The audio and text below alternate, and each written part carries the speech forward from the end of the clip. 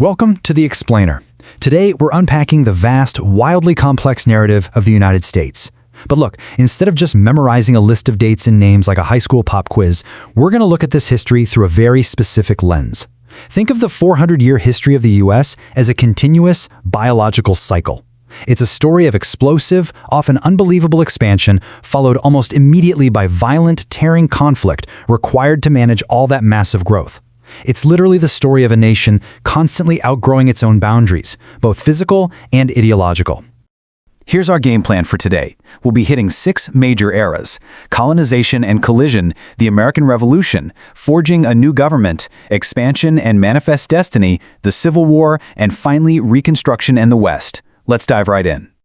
Starting off with Part 1, colonization and collision, the New World meets the Old. So, for thousands of years, the North American continent was home to really complex, sophisticated Native American societies. But starting in 1492, the sudden arrival of European explorers triggered a rapid total transformation. Columbus arrives, and by the early 1600s, permanent English settlements are actually taking root, but survival was brutal.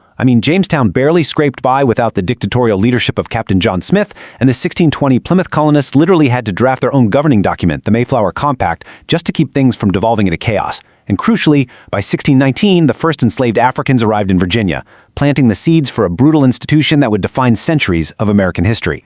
An inevitable clash followed. On one hand, you've got established Native communities with intricate political networks and incredibly deep ties to the land. On the other, European powers fiercely competing to extract resources and expand their empires at all costs. First contact brought devastating diseases to native populations, and as those colonial settlements pushed further out, the tension boiled over into just incredibly violent conflicts, like King Philip's War, which decimated both sides but ultimately pushed native populations out of their ancestral lands. 1.25 million. That is the staggering number the colonial population reached by 1750. Think about that. In just 50 years, it had quintupled. This kind of explosive growth requires raw materials, land, and security. And that insatiable demand directly triggered the French and Indian War, as Britain and France fought a massive global conflict just to secure these lucrative North American holdings. Moving into Section 2, the American Revolution, breaking from the empire.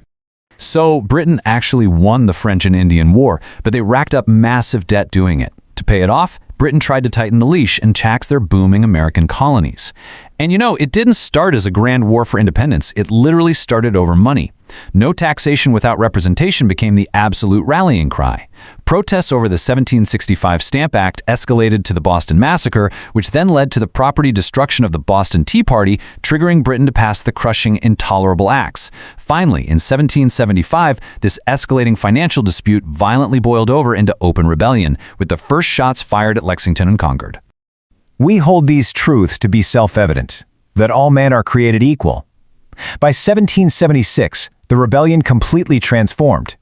These iconic words from Thomas Jefferson shifted the entire conflict. It was no longer just a localized tax dispute. It became a full-fledged ideological revolution for human rights and self-governance.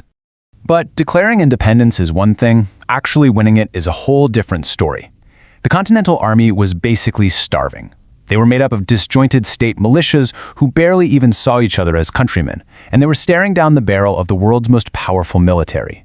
It was George Washington who painstakingly guided this fractured army through these exact hurdles.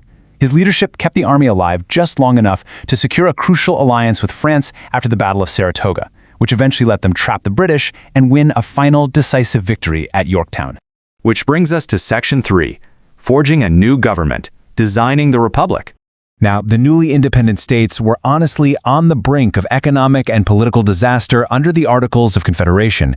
It was a system so weak it couldn't regulate trade, collect taxes, or even mediate border disputes. To fix this chaos, delegates met in Philadelphia in 1787 and designed a completely brand new system of government based on checks and balances. By separating power into a legislative branch to make the laws, an executive branch to enforce them, and a judicial branch to interpret them, they built a machine that could manage the states collectively without any single branch becoming tyrannical. But getting people to actually agree on this new system? Not easy. Immediate political factions emerged. Federalists argued the country absolutely needed a strong central authority to survive, while anti-federalists were terrified of giving up their state power to a new, distant government. It took massive, grinding political compromises, including the promise of a Bill of Rights, to finally get this Constitution ratified. All right, Section 4, Expansion and Manifest Destiny, the Push Westward. With a firm government finally in place, the 19th century brought an intense, almost feverish phase of territorial growth. Thomas Jefferson's Louisiana Purchase doubled the country's size literally overnight, and surviving the War of 1812 proved to the world that the United States was here to stay. Expansion exploded, fueled by manifest destiny, this powerful 19th century belief that the U.S. was unquestionably destined to expand its values and its economy across the entire North American continent. It drove hundreds of thousands of pioneers westward to farm and build. But this powerful ideology carried a massive human cost. It drove the forceful, incredibly tragic displacement of Native American tribes, most notably through the Indian Removal Act and the deadly Trail of Tears, as the government cleared the land for settlement. And this expansion was supercharged economically. $550 million. That is the incredible value of gold pulled right out of the ground in California during the 1850s alone. This financial explosion supercharged westward migration.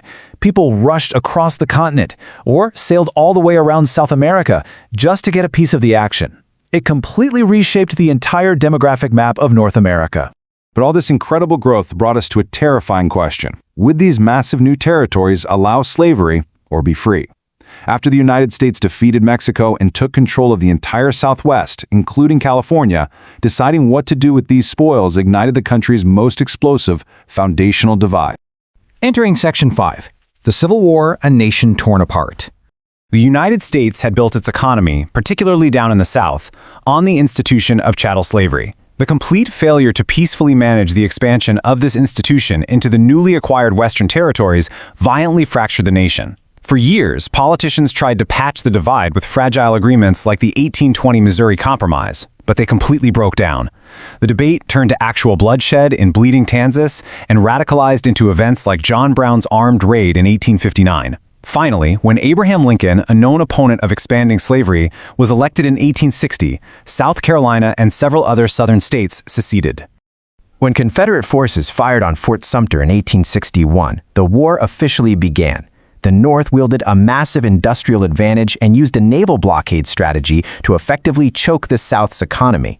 The South, lacking that industrial might, fought a desperate defensive war. They relied heavily on the tactical brilliance of generals like Robert E. Lee to win swift, morale-crushing victories before their resources completely ran out. 600,000. The sheer brutality of this conflict resulted in 600,000 lives lost. Union generals like Ulysses S. Grant and William Tecumseh Sherman eventually waged total war against the South, leading to Lee's final surrender at Appomattox.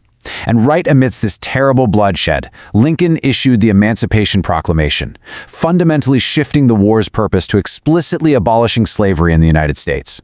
Finally, Section 6, Reconstruction and the West, Rebuilding and Retreating.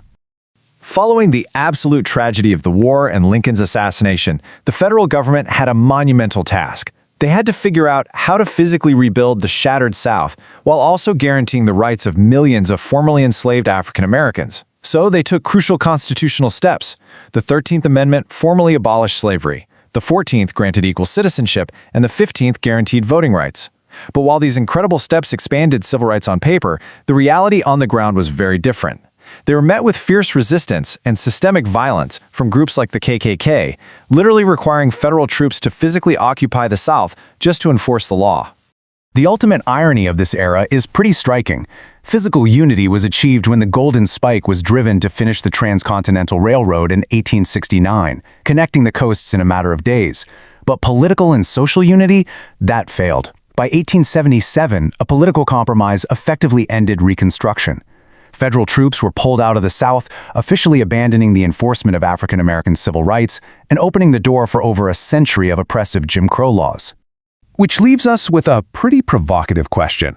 Can a nation built on continuous, explosive expansion ever truly outgrow its deepest growing pains? From the first colonial settlements to the driving of the Golden Spike, the United States was forged in an intense cycle of spectacular growth and incredible conflict. Understanding this cycle isn't just about knowing history. It's the absolute key to understanding the ongoing American experiment today. Thanks for hanging out with me on this explainer, and remember to always keep questioning the history around you.